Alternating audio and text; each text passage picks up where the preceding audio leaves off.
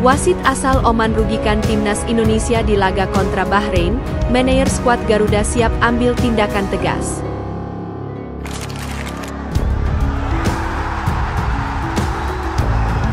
For football in Indonesia, I can guarantee to all the people of Indonesia, FIFA is here with you. FIFA is here to stay.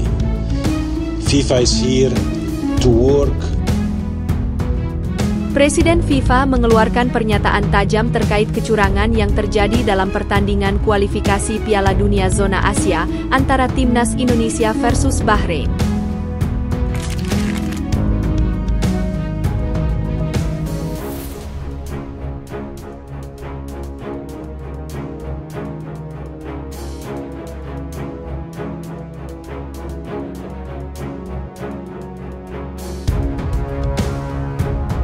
Malaysia makin jor-joran saingi timnas Indonesia. Usai datangkan pemain keturunan Australia dan Norwegia, kini diperkuat pemain asal Italia.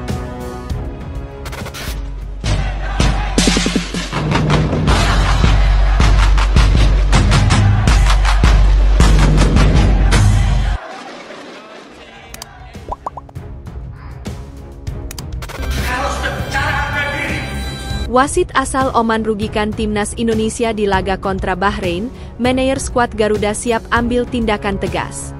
Manajer timnas Indonesia, Sumarji, sudah siap untuk mengambil tindakan, merespons keputusan wasit yang merugikan skuad Garuda di laga kontra Bahrain. Timnas Indonesia melanjutkan upayanya di putaran ketiga kualifikasi Piala Dunia 2026 Zona Asia pada bulan Oktober ini. Tim asuhan Shin Tae-yong melakukan 2 kali lawatan dengan menghadapi Bahrain pada 10 Oktober 2024 dan Cina pada 15 Oktober 2024 mendatang. Pada laga pertama di Bahrain National Stadium, Riffa, Kamis, 10 Oktober 2024 malam WIB, timnas Indonesia meraih hasil imbang dengan skor 2-2. Gol tendangan bebas Apik Mohamed Marhoon membawa Bahrain unggul sejak menit ke-15. Namun timnas Indonesia mampu menyamakan kedudukan melalui Ragnar Oratmangoen sebelum jeda turun minum. Pada menit ke-74, Rafael Struijk melepaskan tembakan apik ke pojok gawang Bahrain dan membawa timnas Indonesia unggul. Skor 2-1 masih mewarnai papan skor hingga menit-menit akhir pertandingan, yang ditambahkan selama 6 menit sesuai dengan keputusan pada menit ke-90. Namun, wasit tetap tidak meniupkan peluit panjang setelah menit ke-96 terlewati hingga akhirnya Bahrain mendapatkan tendangan pojok. Marhoon menyelesaikan sebuah kemelut di mulut gawang pada menit ke-90 lewat 9 menit, atau 3 menit setelah laga seharusnya diselesaikan. Itu menjadi tendangan terakhir dalam permainan karena wasit kemudian mengakhiri laga setelah skor menjadi 2-2. Timnas Indonesia dirugikan atas keputusan wasit yang menambahkan menit bermain di masa injury time dan hal ini sebelumnya sudah diperingatkan oleh Sumarji. Sebelum berangkat ke Bahrain pada Sabtu, 5 Oktober 2024 lalu, Sumarji telah menyampaikan bahwa hal seperti ini telah menjadi perhatian. Dia menaruh keyakinan bahwa wasit tidak akan berpihak, namun jika timnas Indonesia dirugikan, maka PSSI bisa melayangkan protes. Gini wasit ini juga jadi perhatian kita dan tentu kaitannya dengan itu kan kepemimpinan wasit, kata Sumarji kepada wartawan pada Sabtu, 5 Oktober 2024 lalu di Hotel Mandarin. Kami harus percaya bahwa wasit itu akan memimpin pertandingan dengan fair play, tutur Sumarji. Menurutnya, karena kedua tim sama-sama ingin meraih tiket ke Piala Dunia, maka wasit seharusnya tidak berpihak. Kenapa? Karena ini sama-sama ingin meraih 1 tiket ke Piala Dunia. Ya gak mungkinlah masa wasit yang ditugaskan akan berpihak, tandasnya. Saya kira kalau hal itu memang terjadi, itu akan kami laporkan, protes seperti yang sudah-sudah, tambah Sumarji.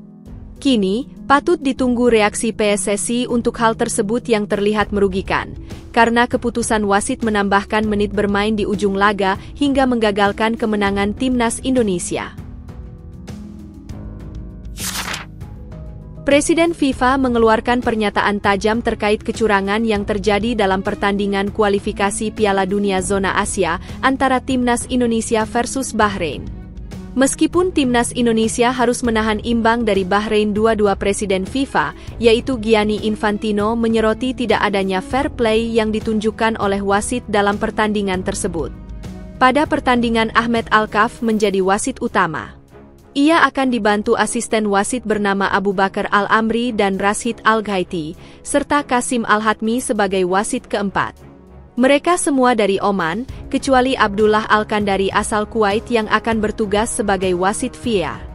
Wasit asal Oman tersebut sudah beberapa kali melakukan kontroversi. Ini bukan pertama kalinya wasit tersebut terlibat dalam kontroversi, bahkan di level Piala Asia Senior sebelumnya. Gianni Infantino mengecam keputusan AFC untuk terus mempercayakan wasit-wasit tersebut dalam pertandingan penting seperti kualifikasi Piala Dunia Zona Asia. Menurutnya, tindakan AFC menunjukkan ketidakmampuan dan kebobrokan dalam menjaga integritas dan fair play dalam kompetisi sepak bola. Presiden FIFA menyoroti extra time yang sudah melebihi batas waktu maksimal. Secara keseluruhan, Presiden FIFA juga menyuarakan keprihatinannya terhadap penyebaran praktik curang yang tampaknya terjadi secara berulang dalam kompetisi AFC. Saya menyerukan kepada AFC untuk melakukan penyelidikan menyeluruh terhadap dugaan kecurangan ini dan untuk mengambil langkah-langkah tegas dalam mencegah hal serupa terjadi di masa depan, tambah Infantino.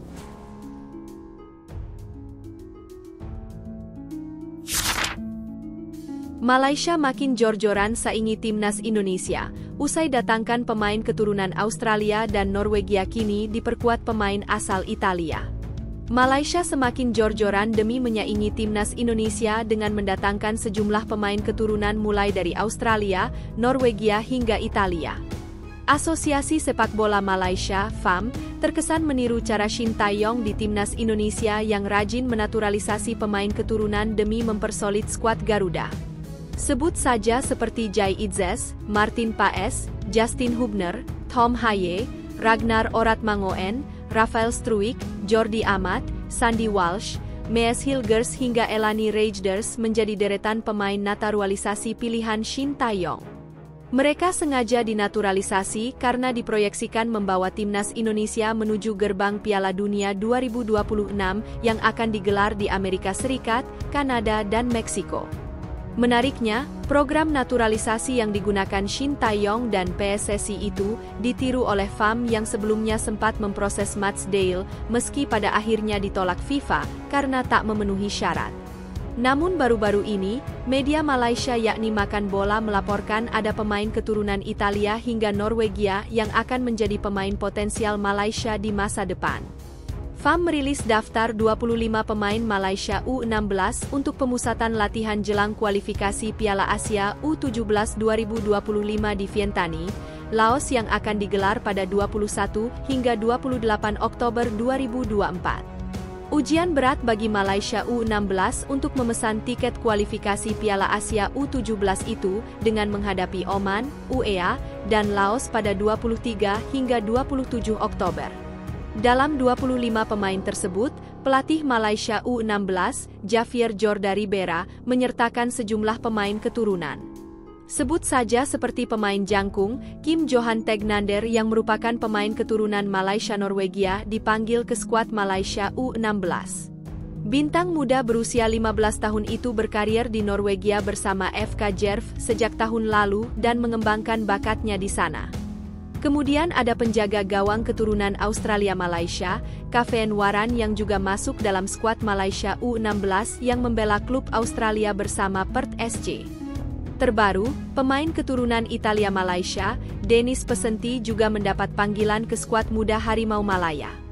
Pemain yang bermain untuk JDT2 itu merupakan bagian dari 23 pemain Harimau Malaya U19 yang tampil di kualifikasi Piala Asia U20. Kehadiran mereka diharapkan membawa kemajuan sepak bola Malaysia yang kini skuad seniornya masih menduduki peringkat 132 dunia.